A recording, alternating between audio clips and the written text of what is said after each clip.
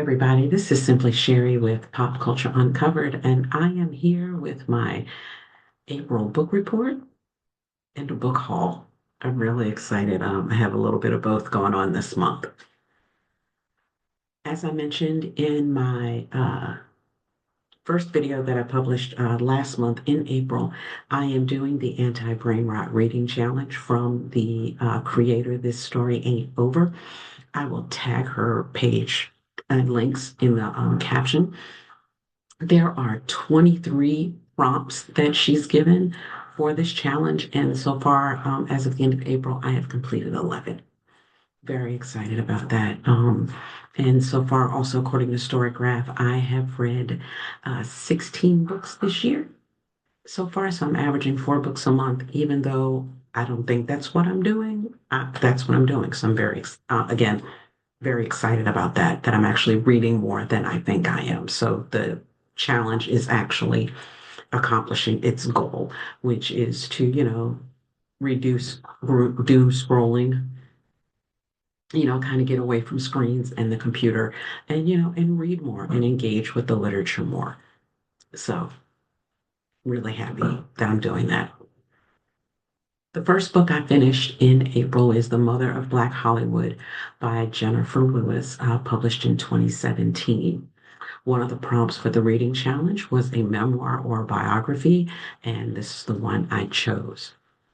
The Mother of Black Hollywood is Jennifer Lewis's candid memoir about her life from her humble beginnings in Missouri through her rise to fame on Broadway and to her eventual success in Hollywood. Jennifer holds absolutely nothing back in this book. She is very open about her sex addiction as she was going through the 80s, and later discovering that she has bipolar disorder and how she's gone about learning how to manage her bipolar disorder. And she also had I'm not going to say a troubled relationship with her mother, or she had a tense relationship with her mother, and she also discusses that, which I found to be very refreshing for someone to be this open and honest. For me, this is definitely an audiobook experience. Yes, there are hard copy books. Yes, you can get it on your Kindle. But to hear Ms. Lewis read this in her voice, give the excitement where there's excitement, you can really hear her sadness at certain parts of the book. And she also has, we all know, those of us that know Jennifer Lewis's personality, she is bold and kind of in your face. That comes through in the audiobook as well. I almost wish there was a new format for audiobooks, that would be a video audiobook and not a documentary. But I think the audiobook was about 9 hours to listen to. And I would like a video, that kind of ran for like 9 hours, like 9 episodes. And she would be like sitting reading the book, but someone would then kind of overlay some video or like some pictures of the event or the show that she's talking about. Particularly one story that stood out to me, actually there are two, but the one I'm going to use is this one. She talks about um, how she was in the movie Beaches with Bette Midler, and how she worked with Bette Midler in the past. And then Bette Midler brought her up to do the movie Beaches. And wouldn't it have been kind of nice to hear her talking about her experience on Beaches and her scene in the movie, and kind of see a picture of the scene go across the screen? I just thought that would be fun. So, like a video audiobook type situation. This book also reads, if you've ever spent an afternoon hanging around with your friends, having some drinks, telling stories about your misspent youth, that is what this feels like. This is what it felt like to me, that we were invited over to her house for lunch, and we are now sitting down, going through her photo albums and just having a good time, chopping it up and talking to Jennifer Lewis. This is a 5 out of 5 read. Next, we have The Housemaid. I know my personality is, if I read a writer and I really enjoy what they've written or their writing style or what they're writing, I want to read everything they have written. And I will continue buying it until I feel that they have stopped giving good quality work. So this is my third Freedom McFadden book in about 6 weeks. Um, this book was released in 2022, and it is a psychological thriller. Millie gets hired to be a housemaid to an affluent couple, Nina and Andrew. There are secrets, lies, and all sorts of shenanigans going on in this house. Um, as a group of characters, it's hard to like any of them as you get to know them through this book, but you find out eventually why they are the way they are and how we end up in the situation that we end up in the housemaid. Um, I really did enjoy this book. I picked it up as a palate cleanser, but also I was traveling for work and I was still reading another book. It was a physical book that I'd gotten from the library, and it was the irrational fear of losing that book. So I picked up another audiobook, and The Housemaid was available. The other reason I picked up The Housemaid is because I kind of want to do a book versus movie. The movie came out in December 2025, and I'm just curious to see how it translated. I thought I would have done that by now, but life has been kind of busy. But I'm going to get to that. And when I do that, I will come back. The next book I read was called Conform by Ariel Spencer. My family started a book club. We did. And this is the first book of a trilogy that is being written by Ariel Spencer. Book two will be out in February of 2027. This is a dystopian romance set in a future society where genetic determines your social status. Emmeline is caught up in a love triangle amidst the rebellion against the ruling class called the Illume. As I just mentioned, the story takes place after the world has been completely destroyed and society is split up by your genetics. Like they do a gene test at your birth, or they look at you and say that you are defective. So you are an elite, a minor defective, or a major defective. And what colors you wear, what jobs you have in this world and in this society, where you live is all determined about your genetic status. Um, Also, this classification could be something that you were born with, or if the Illume and the elites decide that you are no longer worthy of being around, they will label you a defect and then send you down into this world. When my sister pitched this idea to us to start the book club, and with this book, she said that this book is The Handmaid's Tale meets Hunger Games. Not quite. I think it would say, I see it being more Handmaid's Tale kind of meets Twilight. Um, I did enjoy it. 4-star read.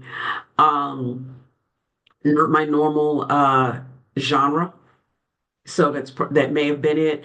But I also got angry at this book, which was kind of funny because that was also the review of one of my sisters. It's my two sisters, my daughter, and my niece are in this book club. And my younger sister at one point comes in. She's like, "I'm so mad," and my daughter responds, "You're not as mad as you're gonna be," as you continue through this book. And I cracked up. Um, I wish I had waited until the trilogy was done so that I could go to the next book already, because of course I'm out here on a cliffhanger. So come February, we'll see how I feel about reading book two of the Conform trilogy. I also want to make note that for the anti-brain rot reading challenge, one of the prompts is science fiction, and this could have been my selection for that prompt. However, I really want to do the video of what books I have selected to do for my challenge. So I may get that done and release it in a couple of days. But I've selected another book for my fantasy and for my science fiction. Also for 2020, I started in April of 2025. I started a Bible 365 program. So read the Bible in a year through the app U Bible. And I completed this. And I'm very excited I did. I picked up this project because I wanted to read the Bible and know what it said for myself. Um, it seems like every day we hear someone taking the word and interpreting it some way that didn't quite make sense. So I really wanted to read it for myself, hear what was written, and make my own determinations. Yes, I have thoughts. Yes, I'm still processing them. But yes, I have read the Bible now cover to cover. And I do suggest the U Bible app. The version of the 365 I did is in chronological order. So they take a story. So if there's a story being told in the Bible, but like a piece of it is in Mark and a piece of it is in Luke, and then something else happens, maybe like two other books later, they bring all of that together, which for the way my brain works, that worked really well because the Bible is a lot of repetition, so much repetition.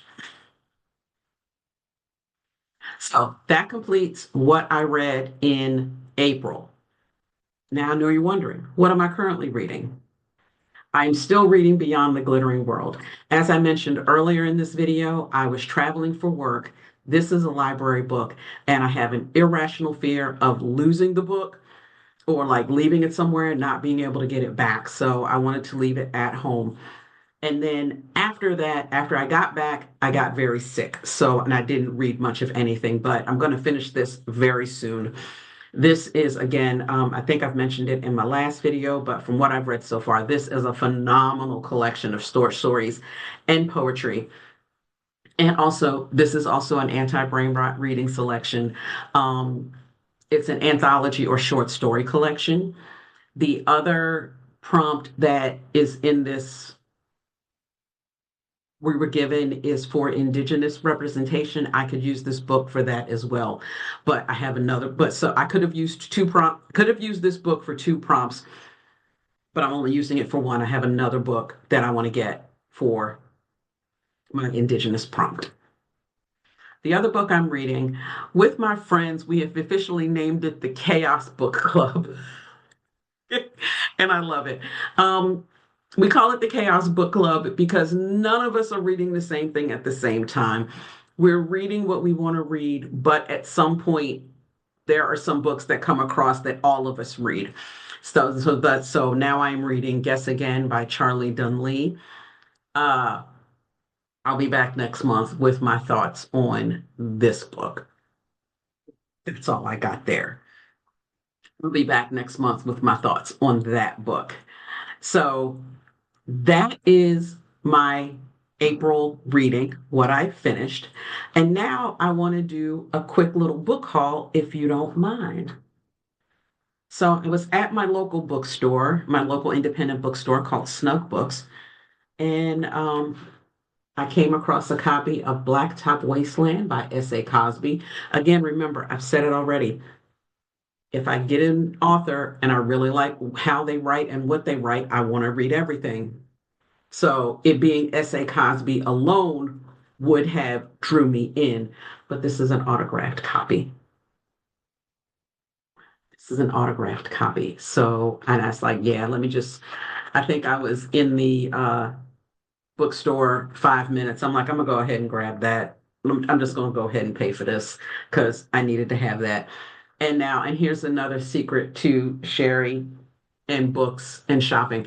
Because I have this book, and a signed copy of this book, I will probably not actually read this copy of the book because I don't want to mess up the pages. It's a bad habit. It's a very bad habit. Not messing up books, but a very bad habit that I won't read a book that is signed. So I will either buy another copy for my Kindle or for my audiobook, or get it from the library and read it that way. But I probably won't read that one because it's signed. I have a huge number of friends that are poets and spoken word artists. This book, A Park Stands on All of Our Graves, by Khadijah Ali-Coleman, Dr. Khadijah Ali-Coleman, former poet laureate of Prince George's County, Maryland. This is her latest collection. This is her third collection of poetry that interrogates the ways that violence of global occupation threatens the humanity of colonizers and the colonized. I cannot wait. Again, this one is also signed, but I will do my best to read a little bit of it. But she is a phenomenal writer, and I want you to know that this book exists. I'm recording this after Mother's Day, and my daughter, as a Mother's Day gift, came across a copy of Kimberly Lawson Brown's Sister Friends Forever. I have read several of Kimberly Lawson Roby books. I don't know why I said Brown. Kimberly Lawson Roby books. I haven't read one recently, so I was real. So when she showed me that she had it, I was like, oh, it's a nice, probably a good book. So I'm looking forward to reading that in the very near future. 2 books ago, I mentioned, or 1 book ago, I mentioned that I have a lot of friends and poetry people in my world because I am a poet as well, and spoken word or artist. And last night, the phenomenal poet Frequency, I got to see her last night at an open mic that I was hosting, and she's just releasing her new book on unbecoming, her new full volume of poetry on unbecoming. And I was gifted this copy. I am floored. I found it. I have a bag that I carry with me with my shoes and my books when I'm out and about. And I found it in my bag and I thought it was something else. And then I find that it is this beautiful signed copy of the book from Frequency. They read one of the poems from the book last night. They will be touring, hopefully, Busboys and Poets in the fall. So please follow them, look for Frequency Speaks to find out where they'll be, and hopefully they will be in your area and you can hear them do poems as well. Finally, I also went to the library. So I do that every once in a while. And I'm going to start with the second book I picked up because this book called Where False Gods Dwell. Was I looking to pick up a book at the library today? No, but listen to this description. Chicago, 1935. Ophelia is an orphaned con artist who needs to escape the city's brutal underworld, or else. Vivian Jean is a wealthy wife, student, and anthropologist eager to prove herself professionally and personally. Excuse me. Zinzi is a Jamaican labor union activist determined to bring change to her homeland's plantation system. Thanks to a series of fortunate mishaps and coincidences, all 3 join Dunham's voyage to the maroon village of Akumpong in Jamaica's Cockpit country and perhaps discover what they desperately want most. That sounded so interesting. So I said, you know what? I'm going to go ahead and pick this up and see where it goes. So this one I got from my local library. Also, my bookstore is doing a book club later this year, later this summer, and it is a baking book club. Does that not sound like fun? And they are doing Zoe Bakes cookies. That will be the book selection for the book club. So I picked up the cookbook, to kind of flip through and see if there's like maybe a cookie or something I wanted to try. The first thing I open up, oh, so they talk about melting. So yeah, so like they talked about, so there are recipes, but like the first page I open up, it's about, how to make, your cookies the best they can be, how to store your cookies, cool your cookies, cutting your bars. So that just seems really interesting. So I'm going to sit back. Again, this is a Zoe Bakes Cookies by Zoe Francois. And again, because my bookstore is doing a book club around this book, I thought that was pretty cool. So I'm going to flip through it and take it back so that other people that maybe want to go to the event, but maybe not be able to buy the book, will have a chance to flip through it.